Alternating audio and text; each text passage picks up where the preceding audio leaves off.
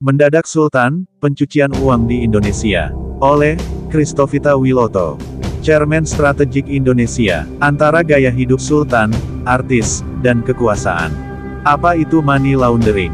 Pencucian uang atau money laundering adalah upaya untuk menyembunyikan atau menyamarkan asal-usul uang yang diperoleh dari kegiatan ilegal agar terlihat sah. Dalam hukum Indonesia, pencucian uang diatur dalam Undang-Undang Nomor 8 Tahun 2010 tentang Pencegahan dan Pemberantasan Tindak Pidana Pencucian Uang (TPPU). Prosesnya melibatkan 3 tahap utama. Placement, menempatkan uang hasil kejahatan ke dalam sistem keuangan formal, contoh, menyimpan di bank, membeli barang mewah. Layering, menyembunyikan asal-usul uang melalui serangkaian transaksi rumit, contoh, transfer antar rekening, investasi fiktif.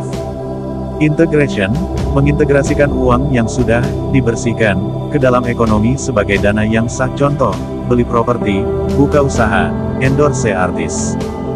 Di Indonesia, modus operandi makin canggih. Uang haram bisa lewat pembelian rumah mewah, kendaraan mahal, saham perusahaan boneka, hingga produk hiburan dan endorsemen artis. Era digital membuat proses ini semakin tak terlacak oleh mata awam. Budaya Sultan keren yang dipertontonkan di media sosial membuat publik, terutama generasi muda, kehilangan orientasi etis terhadap kekayaan. Kekayaan yang mendadak, tanpa kerja nyata, justru dikagumi. Inilah bahaya besar bagi masa depan bangsa. Kasus-kasus terkenal di Indonesia. Beberapa kasus besar membuka mata publik.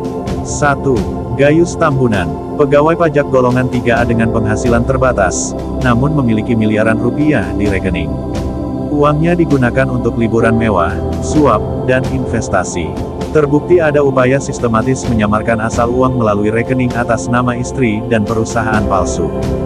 2. Rafael Alun Trisambodo, ayah dari Mario Dandi, pejabat pajak yang memiliki aset triliunan. Gaya hidup mewah keluarganya jadi sorotan setelah aksi kekerasan Mario viral. Uang Rafael mengalir ke banyak bisnis keluarganya, kafe, restoran, otomotif.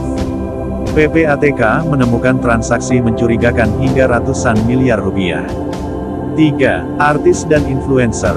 Banyak publik figur mendadak kaya raya tanpa kejelasan sumber penghasilan. Endorse produk tak jelas, promosi judi online terselubung, hingga kerjasama dengan akun e-commerce abal-abal. Mereka bisa saja hanya jembatan bagi aliran uang haram. Tanpa menuduh individu tertentu, kita harus cerdas membaca pola, apakah gaya hidup itu hasil kerja keras, warisan sah, atau bagian dari jaringan pencucian uang. Kaitan dunia hiburan, politik, dan ekonomi. 3 dunia ini kini tidak lagi terpisah. Kekuasaan butuh popularitas. Popularitas bisa ditukar dengan proyek. Proyek bisa menghasilkan uang, lalu dibersihkan lewat hiburan. Influencer bukan hanya alat promosi, tapi juga instrumen kekuasaan. Seorang selebgram dengan jutaan pengikut bisa menaikkan nilai jual produk, citra politisi, bahkan menenggelamkan isu penting dengan satu unggahan.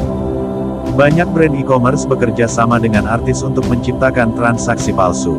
Sebuah produk dibeli dan dijual ulang berkali-kali antar akun, dengan dana dari satu sumber yang ingin uangnya tampak legal.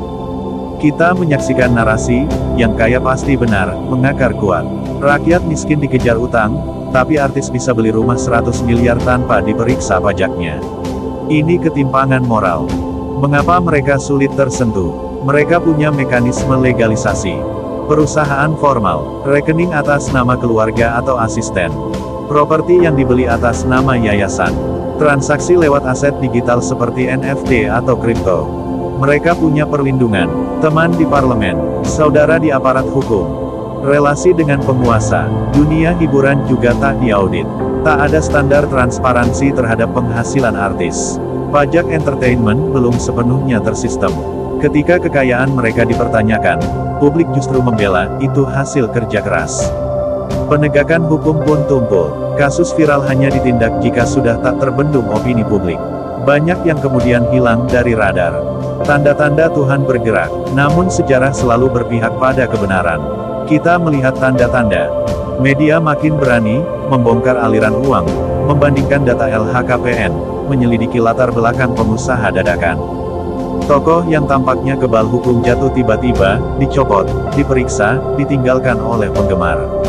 Rakyat mulai sadar, gaya hidup mewah bukan simbol kesuksesan, tapi bisa jadi simbol kebusukan. Anak-anak muda mulai bertanya, dari mana uang itu? Siapa yang membayar? Untuk apa disembunyikan?